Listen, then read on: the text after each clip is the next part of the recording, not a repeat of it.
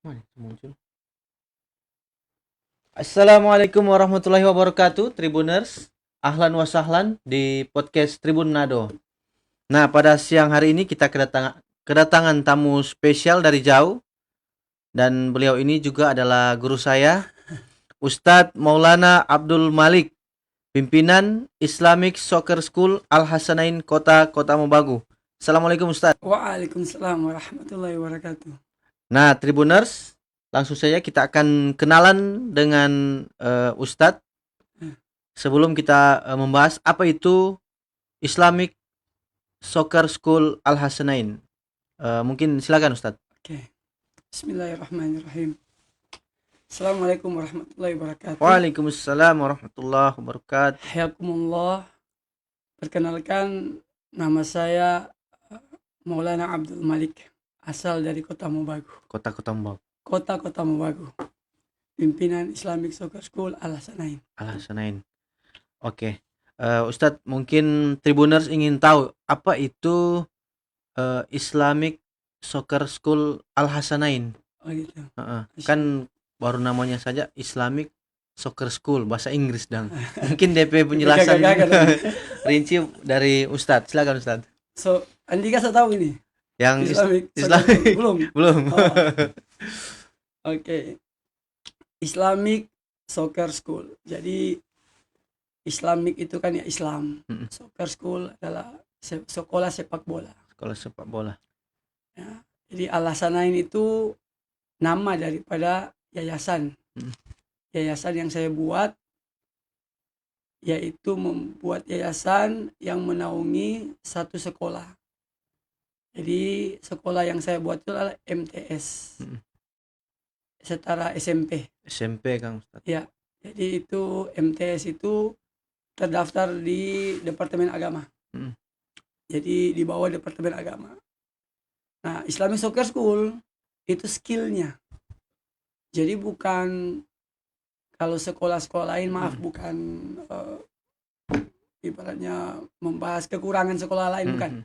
Tapi rata-rata kalau sepak bola itu kadang-kadang hanya ya olahraga saja sebagai ekstrakurikuler. Tapi kalau di sekolah saya bukan ekstrakurikuler nih. Itu yang lain mungkin. Jadi sengaja diangkat terus Islamic Soccer School Al Hasanain. Jadi Islamic Soccer School adalah sekolah sepak bola yang berbasis Islam di sekolah MTS Madrasah Tsanawiyah Al Hasanain. Nah, mungkin Tribunus masih bertanya-tanya, ini sekolah sepak bola atau mungkin rincinya seperti apa? Ada pelajaran lain Ustadz mungkin. Ya. Jadi intinya apa? Kalau di Kota Mobagu, ya mungkin di Manado juga seperti itu. Animo anak-anak lebih condongnya itu sepak bola. Nah, beberapa sebelum saya buat sekolah ini, alhamdulillah waktu itu kurang lebih 3 tahun yang lalu. Ini kan sudah jalan ketiga kelas, jadi masuk 3 angkatan. Angkatan ketiga ya. Angkatan ketiga. Jadi dulu saya sempat, karena dulu pekerjaan saya kan dakwah. Siap. Berdakwah ke masjid-masjid, datangi orang-orang. Satu ketika ketemu satu orang. Di Kota Mobagu ya? Di Kota Mobagu. Beliau ini pemain sepak bola. Pemain sepak bola top, nasional, lokal atau? Beliau itu pernah bermain di Persma Manado. Nah, kemudian ada juga salah satu pelatih namanya Firman Usman. Nah, ketemu dengan mereka dan pelatih baru sebelumnya pemain juga. Pemain juga beliau. Pemain terkenal yang saya tahu nasional. Beliau nasional. Pernah juga timnas tahun 2000. Di bawah asuhan Pak Beni Dolo. Nah, saya ketemu dengan mereka. Awalnya belum buka sekolah. Ketemu dengan mereka, gabung dengan mereka. Jadi awalnya saya tuh dakwah di kalangan sepak bola. Karena saya lihat anak-anak sepak bola ini euforianya terlalu tinggi. Jadi bisa dibilang dakwah zaman now ini Ustaz. Pada yang main-main bola ya. Bilisani kaumihim. Jadi ketika saya masuk di komunitas mereka, singkat kata alhamdulillah mereka terima dengan pendekatan dekat. Ya, akhirnya saya diterima di kalangan mereka, yaitu di Sinindian. Kalangan sepak bola itu. Nah, dan di Sinindian itu kan ada yang namanya Persin Sinindian, persepak bola Sinindian. Jadi di Sinindian situ itu kelurahan atau kelurahan. Kelurahan Sinindian, Kelurahan Kecamatan Kota Sinindian. Ketambagu. Timur. Kecamatan Kota Mugu Timur. Timur. Oke. Jadi awalnya saya dakwah di situ. Karena di Sinindian situ banyak sekali pemain-pemain sepak bola. Akhirnya muncullah satu niat, saya ingin buat sekolah. Ketika saya ingin buat sekolah, mau buat sekolah pondok pesantren. Saya mau buat pondok pesantren. Ketika pondok pesantren itu udah ada izinnya, maka diberikan masukan oleh mereka. Kalau begitu ayo, katanya mereka biasa panggil saya Maulana. Jo, Maulana, orang mau bikin sekolah sepak bola. Berarti awalnya santri kasih awalnya pondok pesantren. Pondok pesantren awalnya. Terus dapat masukan dari teman-teman ini, Masya Allah. Kata mereka, yuk buat ini juga sepak bola. Jadi saya juga langsung lebih bersemangat karena ada masukan-masukan kan dari mereka. Ya alhamdulillah, akhirnya perlahan saya buat sekolah sepak bola yang berbasis pondok pesantren. Jadi yang santri ini dilatih sepak bola. Ya, mereka dilatih sepak bola dan itu dijadikan skillnya. Bukan ekstrakurikuler. Kalau ekstrakurikuler itu hanya tambahan waktu saja. Tapi kalau ini memang dijadikan khusus skillnya. Sekolah khusus. Bahkan kami latihan itu 1 minggu kurang lebih 4 kali. Itu. Tapi anak-anak ini alhamdulillah juga mereka udah punya bakat alam. Kadang-kadang mereka ada juga dari SSB, sekolah sepak bola dari mereka. Cuman kebetulan sekolah kami MTS, setara SMP. Jadi ketika masuk sekolah itu mereka udah punya skill. Sudah punya bakat lah.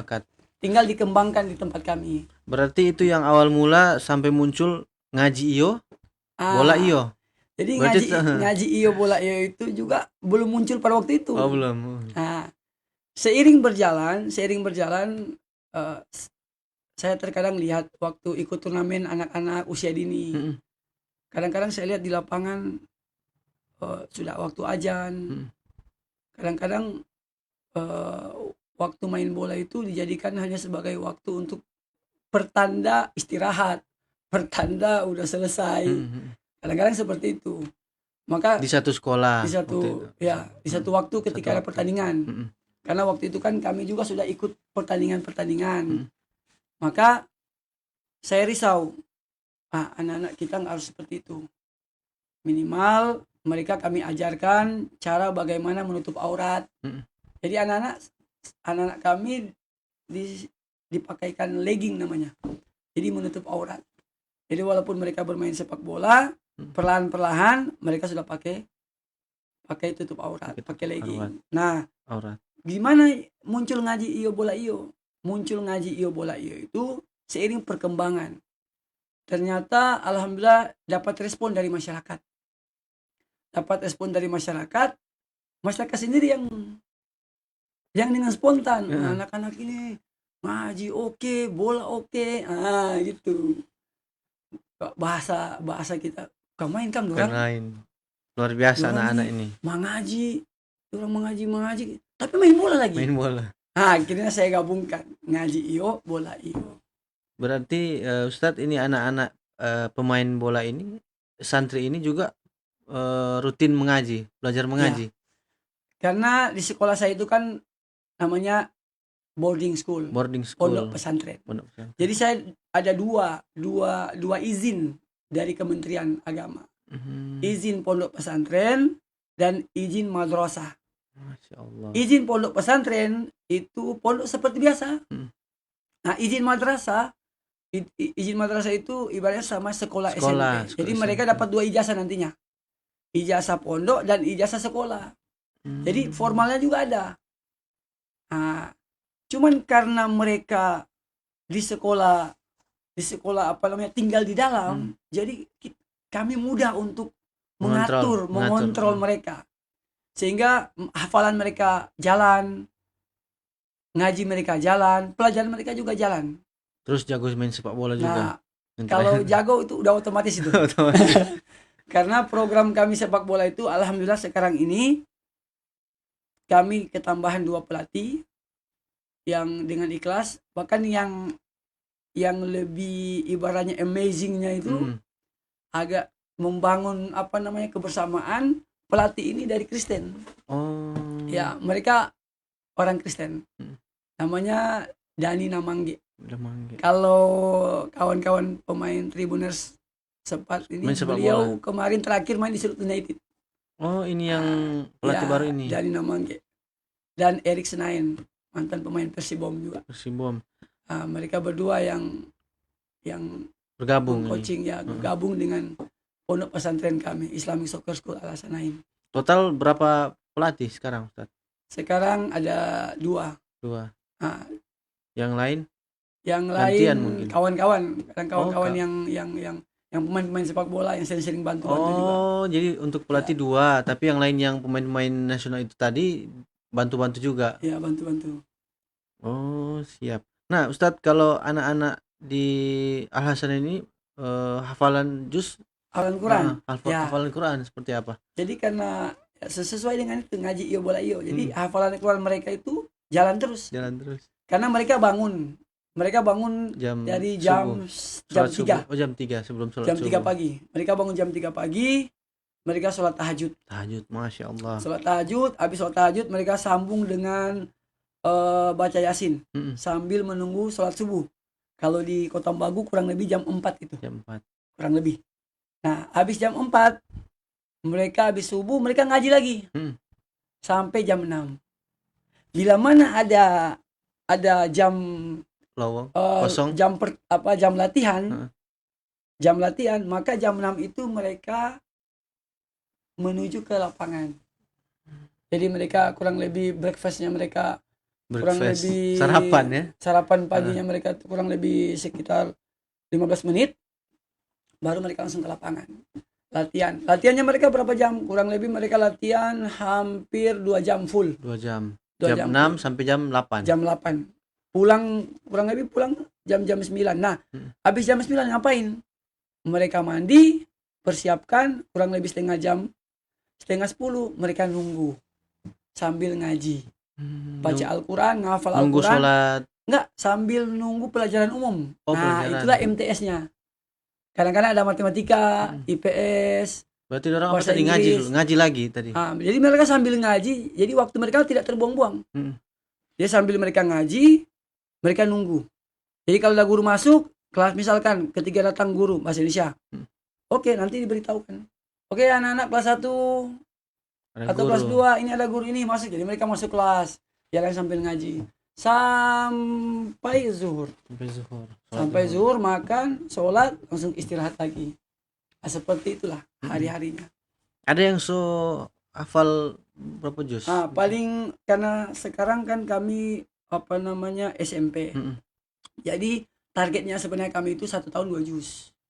Targetnya 1 tahun 2 juz.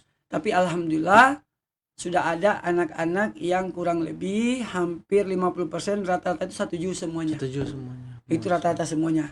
Kalau yang spesialnya ada yang 9 juz, ada yang 8 juz, beberapa orang, ada yang 5 juz ya. Jadi ketika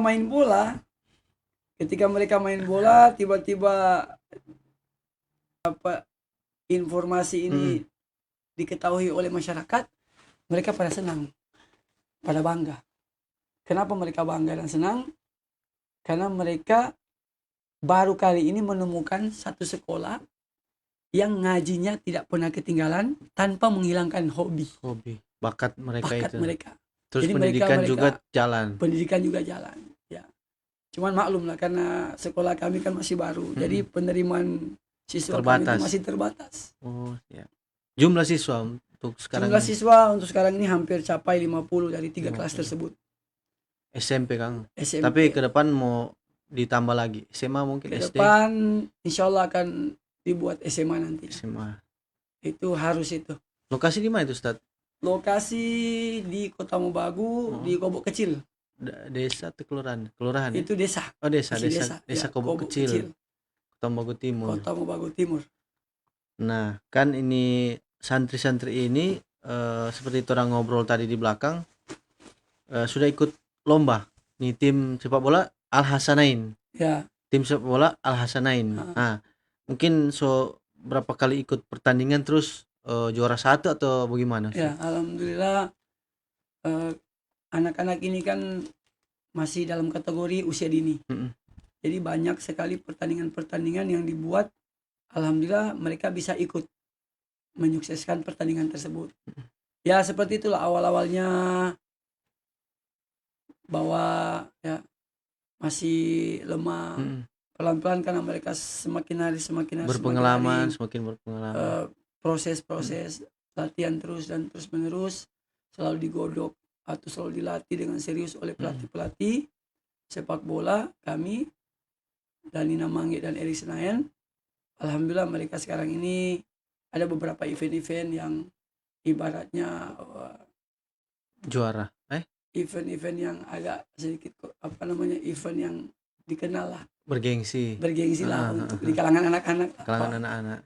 Jadi seperti kemarin baru-baru ini ada bikin open turnamen di Bolsel, juara BMR. Juara berapa itu? Alhamdulillah kami juara 1. Begitu juga di Inobonto, Bolmong. Nah, itu sesulut dibuat juara 1. Nah, itu kategori umur itu. Cuman intinya saya itu adalah bukan itu yang saya inginkan. Ya mungkin anak-anak bangga dengan itu, tapi kalau saya sebenarnya bangganya apa?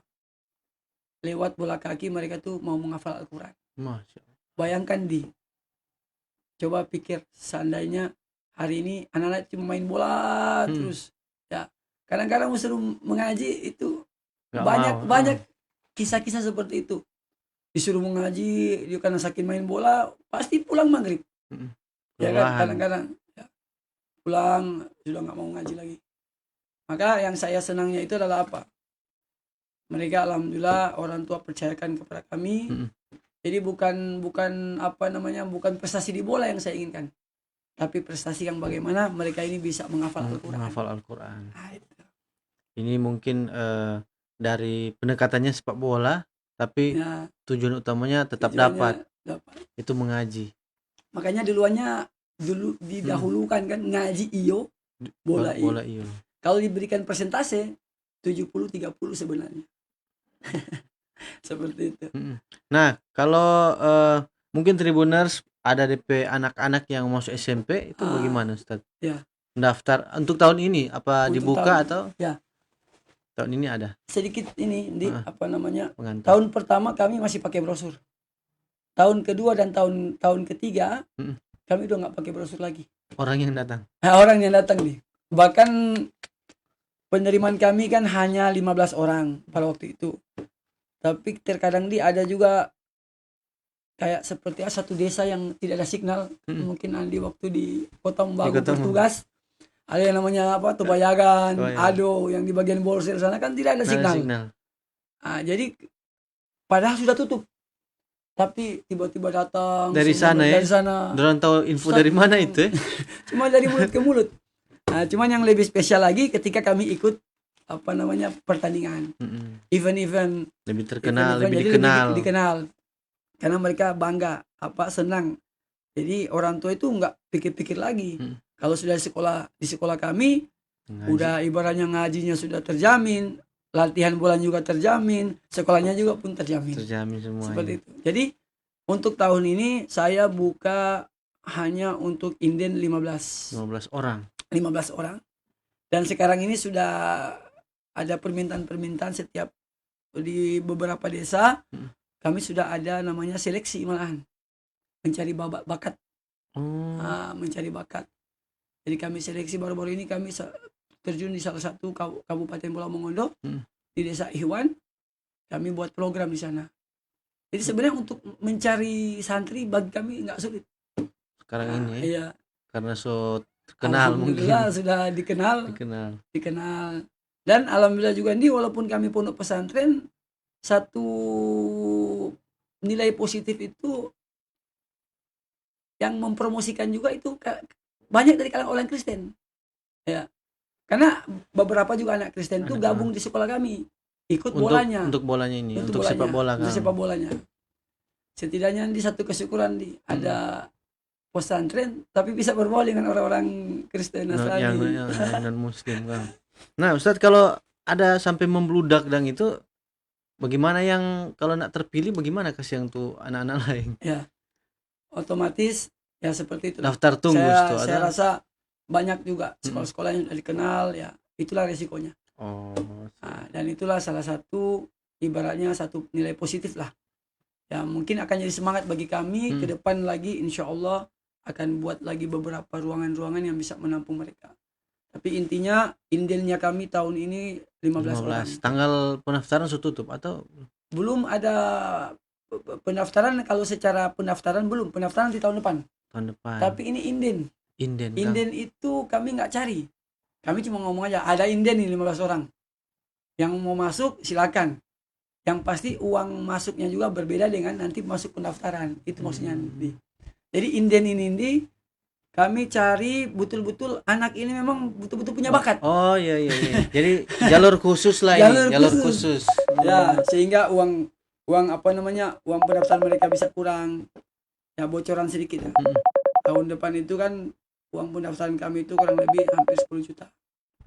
Ya, karena sesuai dengan fasilitas lah. Fasilitas yang kami tawarkan. Ya. Tapi insya Allah dengan inden ini mereka kurang lebih sampai dapat potongan mereka itu, karena ada hamba-hamba Allah yang ingin beramal, sehingga uang masuk mereka itu hanya kurang lebih 3 juta. 3 juta. Yang untuk inden kan? Yang untuk inden. Berarti kalau inden full 15, yang untuk pendaftaran sudah nggak ada lagi. Pendaftaran nanti tunggu. Oh ditunggu. Yang pendaftaran itu tinggal kami seleksi lagi dari ngajinya. Kalau yang inden kan kami hanya lihat bola kakinya. Tapi kalau masuk pendaftaran berarti kami akan tes bagaimana ngajinya. Biar nanti kami dapat yang lebih maksimal lah. Maksimal untuk kami ajarkan Al-Quran. Jadi kalau dia udah tahu, udah cepat dia menghafal di Al-Quran di pondok kami. Karena kan banyak program sepak bola. Seperti itu nih. Fasilitas mungkin apa di Al-Hasanain sekarang saat ini? Untuk fasilitas ruangan ada asrama. Dan sekarang lagi bangun musola. Baru ada kalau apa latihan. Ya kalau fasilitas lapangan memanah ada. Memanah ada ya. Memanah juga alhamdulillah kami galakan itu di pesantren kami. Pokoknya yang istilahnya sunnah atau? Ya sunnah. Emang itu sunnah. Memanah sepak bola. Tinggal tunggu lagi ada lahan. Saya bikin berkuda nih. Oke, Tribuners, menarik untuk sekolah Al-Hasanain ini, tapi mungkin Tribuners banyak yang nggak tahu. Ini mungkin sedikit dari Ustadz, perjuangan Ustadz Dang sebelumnya, mungkin cuma bocoran sedikit. Sampai sekarang sudah terkenal, terus uang pendaftaran sudah seperti itu dong. Dulu kan Ustadz sempat ngomong ini perjuangan luar biasa nih, bikin sekolah ini. Sedikit saya Ustadz. Baik. Jadi intinya saya waktu sekolah, saya hijrah ke Palu. Hijrah ke Palu, alhamdulillah sempat pesantren di Banjarmasin. Di Banjarmasin, habis itu lanjut ke Pakistan.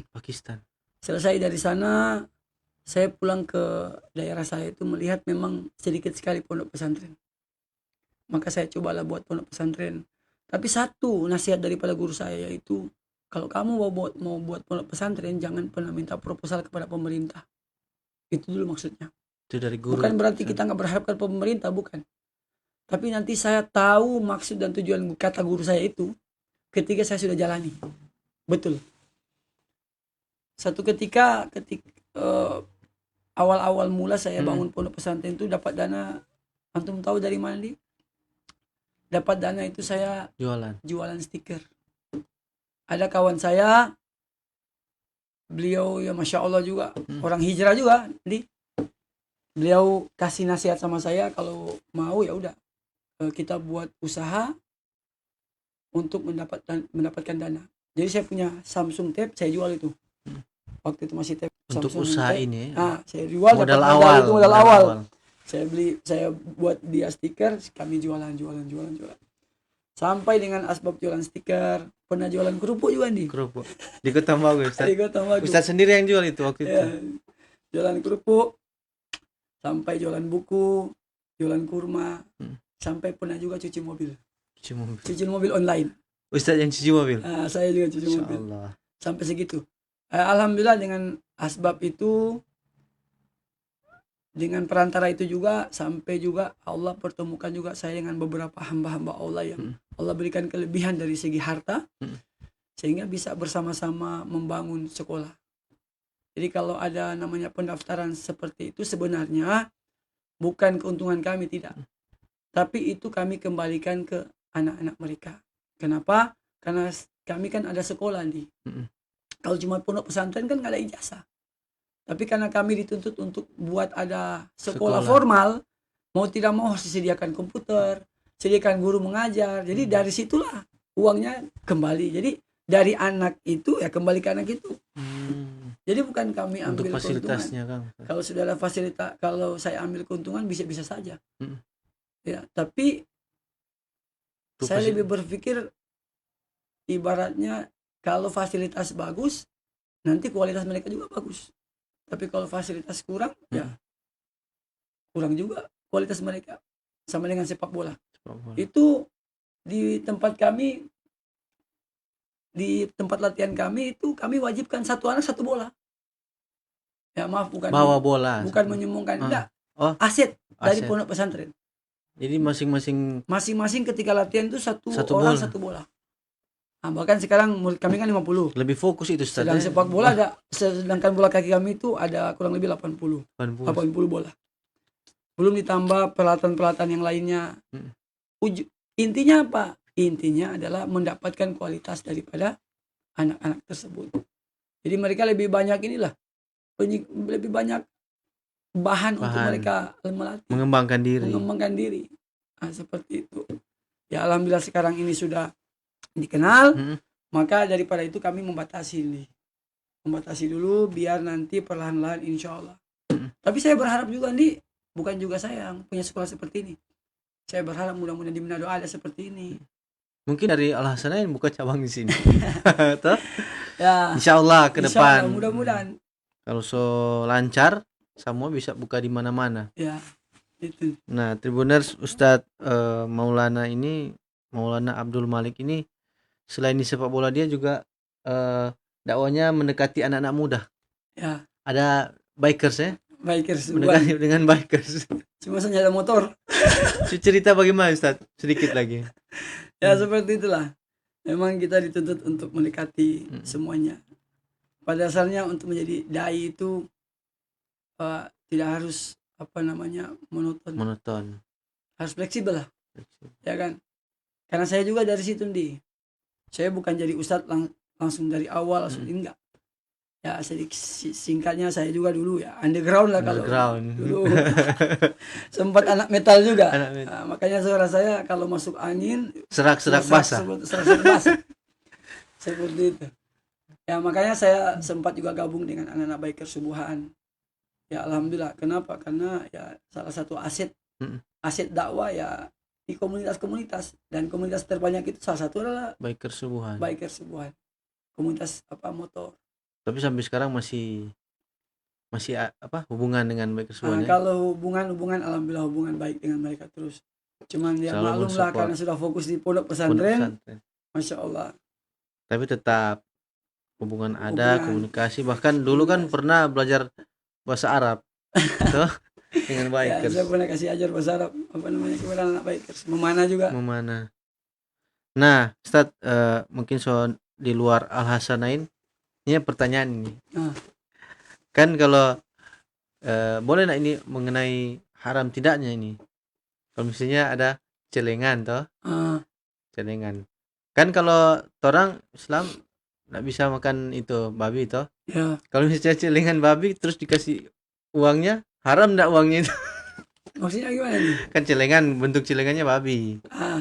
Terus orang mau isi uang situ dong. Uangnya gimana itu, Ustaz? Celengannya kan babi. Cuma bentuk. Bahasa apa ya lebih bagus lagi? Pig lah ya kan. Bahasa Inggrisnya pig, khinzir bahasa Arabnya. Celeng lah ya, celengan. Kan itu bentuk saja. Ya. Bentuk intinya bukan daripada dagingnya. Ya kan.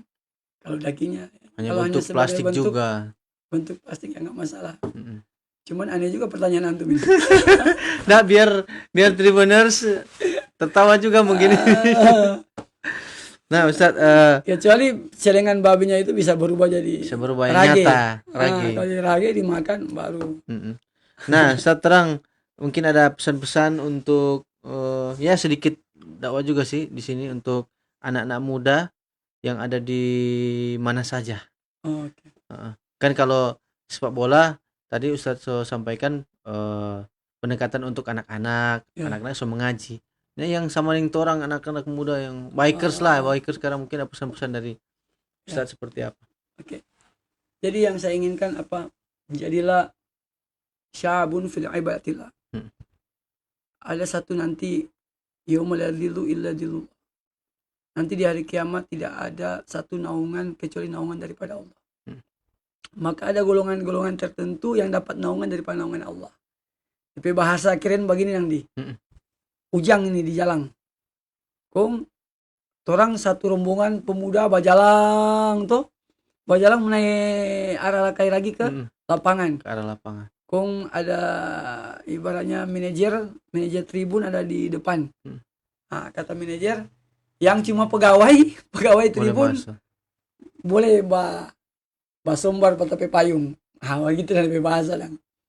Jadi cuman seandainya cuman ada antum berarti hanya antum saja. Yang lain kebasahan semua. Begitu juga nanti di hari kiamat. Nanti ada perlindungan Allah di mana hari itu menakutkan, kurang lebih matahari sejengkal dengan kepala. Saking dahsyatnya kan pada hari kiamat tersebut itu, maka akan ada dapat lindungan. Siapa golongan tersebut? Salah satunya apa? Syabun fil ibadatillah. Nasya'a fil ibadatillah. Itu para pemuda yang senantiasa taat beribadah kepada Allah. Maka saya masih muda nih. Saya inginkan juga, alhamdulillah kalau mau dilihat, satu-satunya ibaratnya yang termudah yang bangun pondok pesantren dan sekolah. Jadi bukan hanya pondok pesantren, tapi pondok pesantren dan sekolah. Alhamdulillah bini'matillah min fadli wa fadli wa manhi, dengan anugerah dan kuasanya Allah, ya saya masih muda. Umur saya masih 31 tahun. Tapi alhamdulillah saya sudah bisa buat satu peradaban dari dunia pendidikan. Nah, saya ingin memotivasi juga teman-teman. Yang mungkin di kawan-kawan ada yang sekarang ini punya potensi dalam dunia bisnis, buatlah bisnis. Potensi untuk bekerja, ya berilah. Usahakan timbulkan satu pekerjaan yang menjadikan motivasi untuk orang lain, bagaimana dia bisa menjadi khairun nas anfa'ulinas, sebaik-baik manusia bermanfaat bagi untuk manusia yang lain. Seperti itu nih. Dan mudah-mudahan pemuda-pemuda kita sekarang ini, ya siapapun dia, pemuda, mudah-mudahan selalu beraktivitas yang positif lah. Oke Tribuners, masih banyak pertanyaan untuk Ustadz, tapi nanti mungkin di lain waktu. Dan terima kasih Ustadz so hadir di podcast Tribun Manado. Alhamdulillah, terima kasih juga nih. Untuk Tribuners, tetap saksikan Tribun Podcast Tribun Manado di Tribun Komunitas setiap hari ada. Dan demikian, assalamualaikum warahmatullahi wabarakatuh. Waalaikumsalam.